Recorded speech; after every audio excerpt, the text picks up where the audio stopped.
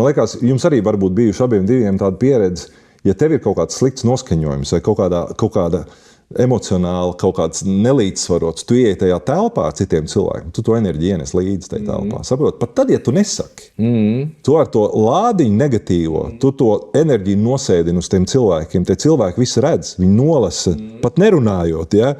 Un viņš rada ļoti neveselīgu atmosfēru, man liekas. Ja? Un tur ir kaut kā baigi svarīgi arī saprast, ka pat tad, ja mēs esam iekšēji dusmīgi, tur kaut kādā sanervozējušies, ja tu reāli atstāji iespaidu uz tiem cilvēkiem. Man liekas, tas ir svarīgi arī atcerēties, jebkur politikā, nezinu, kaut kādās uzņēmumu vadībā vai ģimenē, nenesiet to slikto enerģiju tiem cilvēkiem. Es biju interesantās vienās mācībās nesen, kur mācīja principā to, ka tev kā līderim, tu esi līderis tikai tāpēc, ka tu māki piefiksēt, kad ir šis negatīvais fons, no viņa iziet, un visiem pārējiem rādīt piemēru, kad arī ņemot vērā visu šo situāciju, ka tu vari tur nebūt.